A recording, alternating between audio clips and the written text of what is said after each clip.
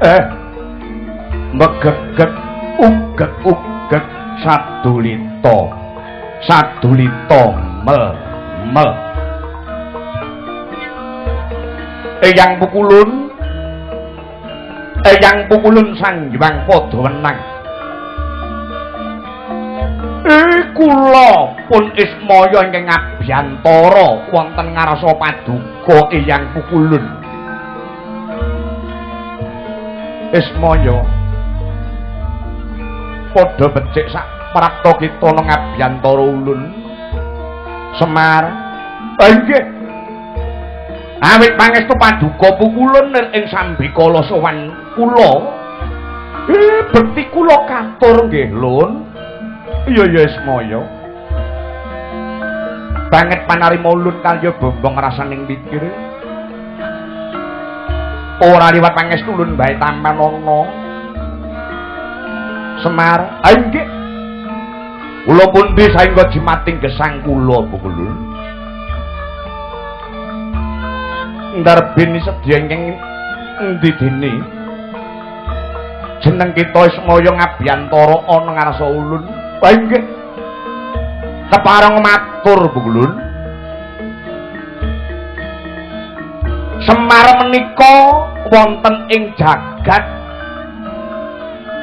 ngaracapada tinitahaken dados punakawan dados batur ugi dados pamong punakawan menika saking tembung pono kalian kawan tegese pono menika weruh kawan menika kanca weruh lawan kanca kang sarta weruh kelawan kahanan ing jagat badhe kados pundi kemawon Semar duweni kewajiban memayu hayuning bawana ing pengangkah jagat menika sageta ayom-ayem tentrem menika pakaryanipun pun Badranaya batur saking tembung ngembat-ngembat pitutur kula dados tiyang sepuh menika kedah saged nuturi dumateng sagunging para umat ingkang wonten ing jagat pamong menika pagawean kula momong para titah ingkang gumelar wonten ing Arcapada sageta tumindak ingkang sae tumindak ingkang becik mahanani jagat menika ayom-ayom tentrem namung kemawon pukulun rikelenggan samangke jagat dereng saged ayem donya dereng saged tentrem pangraos kula sampun kula tindakaken pakaryan ingkang dipun sampiraken wonten ing pundhak kula kanan tuwin kiring parandene dereng saged mahanani katentreman wonten ing alam donya menika jagat kebak sesambat donya kebak ruhara bumi kebak Rajapati kula badhe sambat kaliyan sinten menawi boten badhe sambat kalawan paduka pukulun Ismaya apa kang dadi ucap kita pancen bener awit saka kedaya jagat sing wis sepuh donya sing wis rapuh mula kahanan donya kebak uruhara lah apa to jalarane dene donya kebak marang ruhara kang kaya mangkono jalaran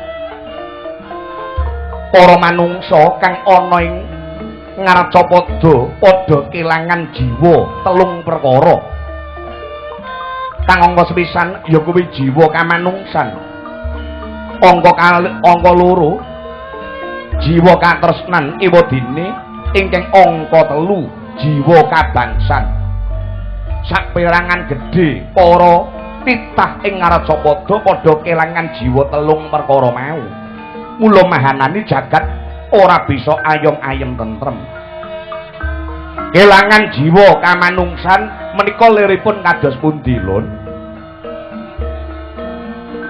saperangan gedhe para titah ing ngaraca padha kilangan jiwa kamanungsane.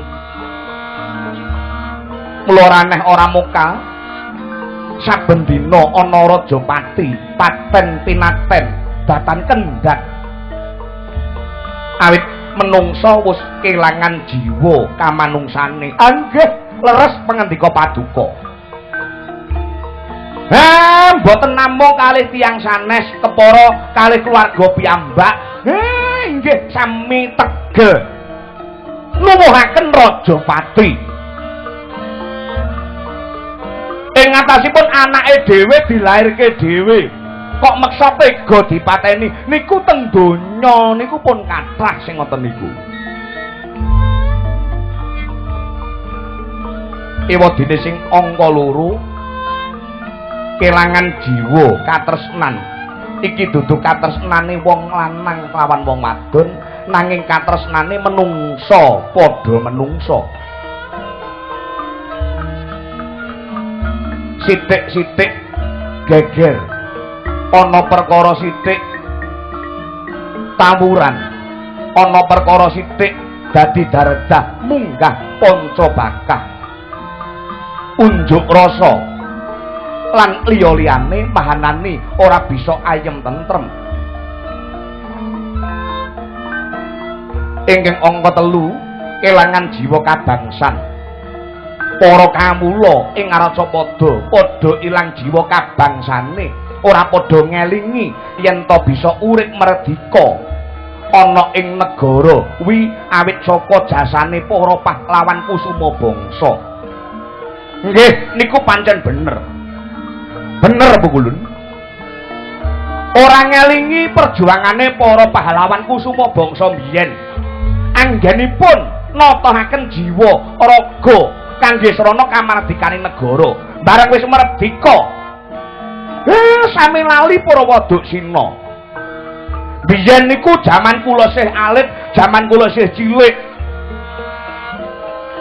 Saben dina kamardikaning negara niku mboten sah diperintah, mesti padha budidaya ngibarake bendera kanggo sarana mengeti marang kamardikan kang sata ngurmati marang para pahlawan kusuma bangsa. Niku jaman alitan kula biyen. Nek jaman saiki nek ora diperintah karo perangkate desa, cakala mangsa ora gelem tumandang. Mung masang gendera wae nek ora dipeksa karo pamong desa ora gelem mangkat. Nek jaman kula cilik biyen, nom-nomane Semar niku jroning kamar niku pasangane foto niku mesti para pahlawan kusuma bangsa niku mesti Pangeran Diponegoro, Cut Nyakden, R.A. Kartini niku lek jaman nom-nomane Semar biyen. Nek jaman sakniki kamare centrongane cah nom-nom niku wis ora dipasang fotone para pahlawan kusuma bangsa, ning sing dipasang malah gambare wong wedok sing kotangan tok. Lho niku. Kahanan sampun kuwalik Bu Wulun. Lah iya, mula kang saka Wismaya. Dina samangku jeneng kita kudu gedhekake ngreh kesabaran. Kamruhan ana kalamunta sedidik wanci bakal tumurun. Nur buate pangeran wahyune para Jawata kang sinebut Wahyu Nugraha Jati kang bakal tumurun ana ing jagat raya kang mahanani jagat bisa ayom-ayom tentrem. Ngaten nggih Lur, iya pancen kaya mangkono. Lan kodrate jagat kang menang nampa wujude Wahyu Nugraha Jati ora ana liya para Pandhawa 5 nanging Pandhawa 5 bakal nampa pacoban kari kuat cobane apa ora. Jalaran ana paribasan saya dhuwur wite, saya gedhe angin kang tumempuh, menungsa bakal mundhak derajat lan pangkate bakal gedhe godane. Yen para Pandhawa kuat digodha ing kono margane bisa kasembadan antuk Wahyu Nugraha Jati. Ewadene kok nganti ora kuat digodha. Wahyu Nugroho Jati ora bakal tinampa dening para Pandhawa. Jeneng sira Ismaya pamonge para Pandhawa kudu bisa ana nuntun kang sarta nuduhake marganing marang para Pandhawa dimen bisa antuk wujude Wahyu Nugroho Jati. Samergung asirah jalma mangsa bara nganggon nindakake pakaryan iki Ismaya. Nuwun pamit bukulun ya sing ati-ati Semar.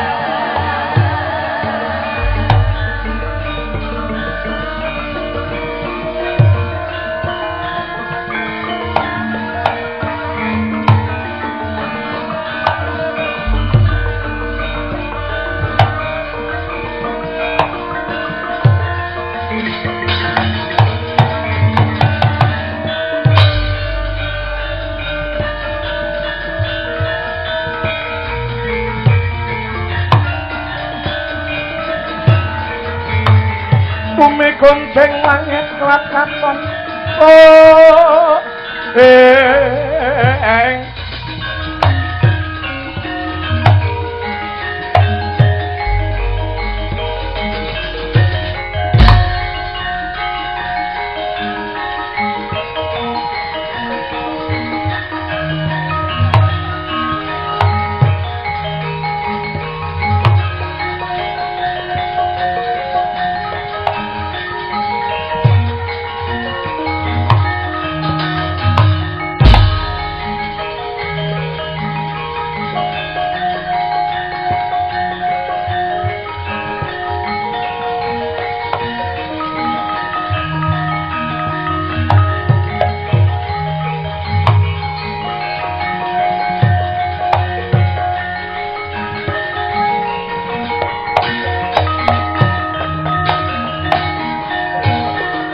saranane wong yen luhung betah topo kurang guling heling aja lajat nika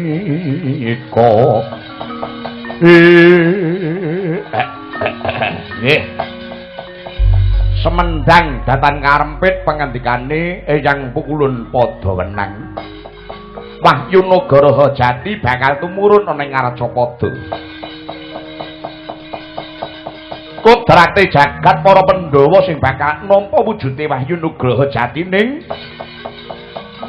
para Pandhawa bakal nampa pancuban sing gedhe.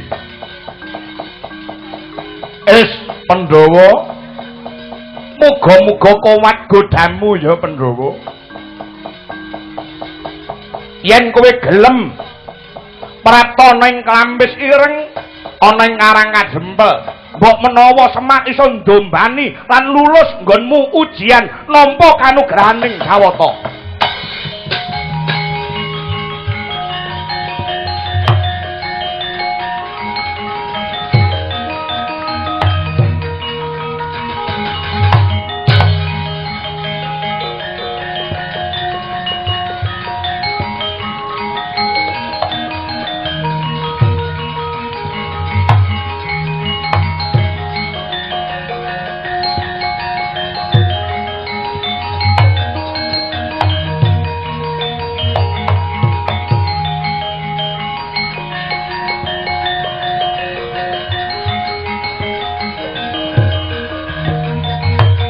Linobong ing Dukita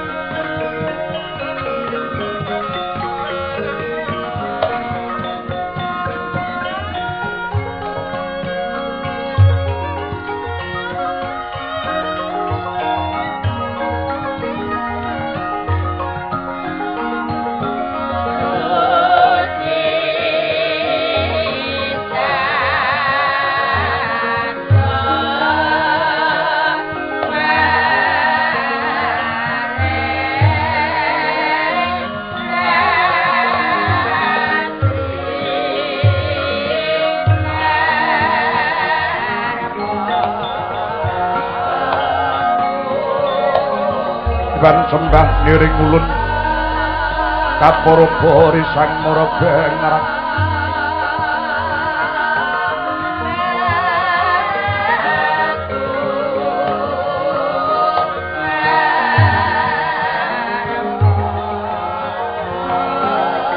ing sahanan ingkang tuwang kanang sih mringkase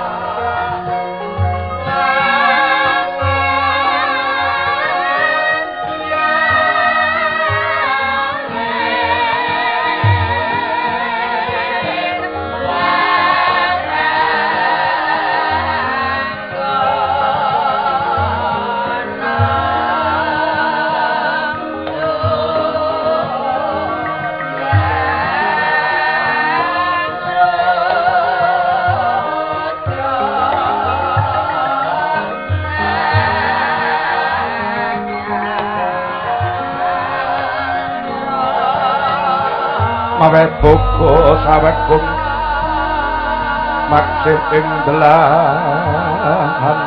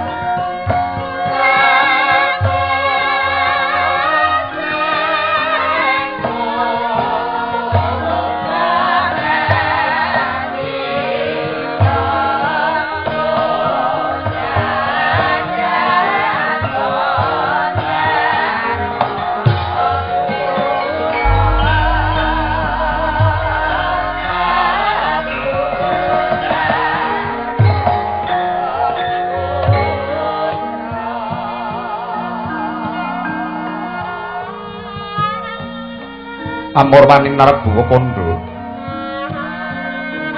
panenggih negari Pundita ingkang minangka dadya pambukaning carita ngupaya negari 100 tan antuk kalih 1000 tan jangkep sedasa dasa negara kang panjang marang apunjung pasir wukir gemah tripah lojinawi kerta tata Uruk Raharja lah menika taga mlaring Praja Ngamarta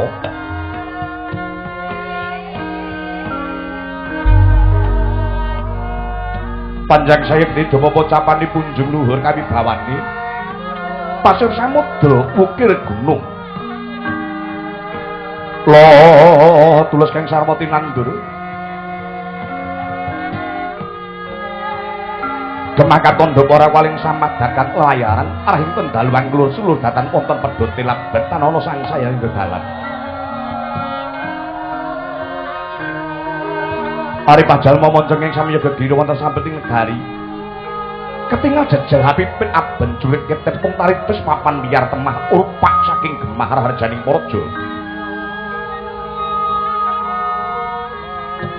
Karep dina para kaluwan karamat sami tentremantine mungkur pangolaing tetanem. Sami ingon ing raja kaya kebo sapi pitike wentanana jinancangan lamun toh raine laglaring panggonan lamun serap surya mulih marang kandange dewi-dewi.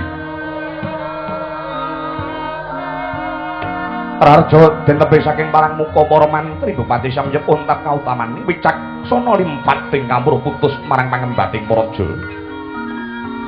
Maramadadan mokal negara ngamarata kena den arane go kang gedhi obori padang jagate dhuwur kukuse adoh lawan kuncarane.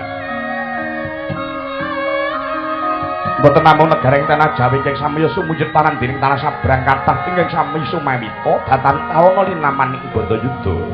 Hamung kayuning pepuyaning kautamen teka dadi Sudarsana.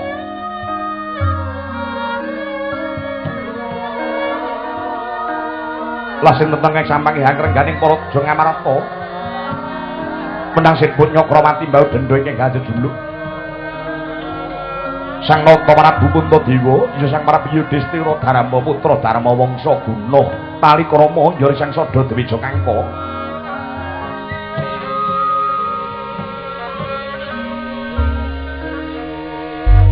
Nalindra ingkang mahambet Barbati bawa Leksana lirik Barbati tansah keganjar kula wisuda bawa Leksana neteping mangandika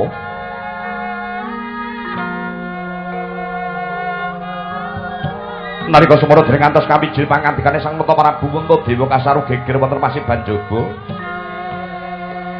tinarka lamun to Sang Hyang Wisnu Bathara ingkang tumedhak dhateng Praja Ngendraprasta duwi tentelengaken Ngeglo cetha kang tanpa warana rawuh ya kadang perdana ting Dwaraka Prabu Sri Bathara Kresna adoh ngawe cerak-cerak saya dinerangketaken gabiyuk rerangkulan Alindra kekalih dadangu datan pinanggih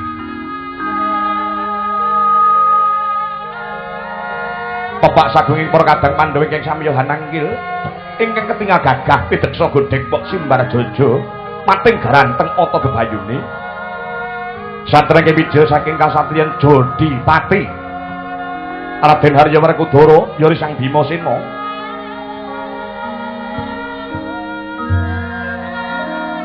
dening ing tumungkul hamar kelu kaya konjema pertala wadanane ingkang ketingal bagus rupane dasar kondang lanang ing jagat lancur ing Madyapada satria ing Madukara Raden Arjuna ya Raden Janaka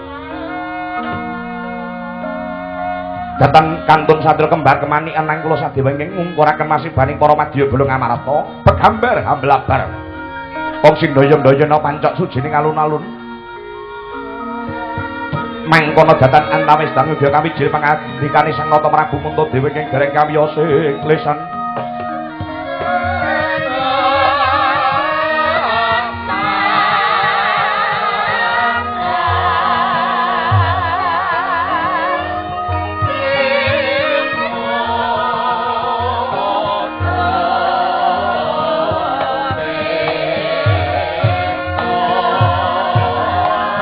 lang ramyawan ingkang sasangka gumenyarang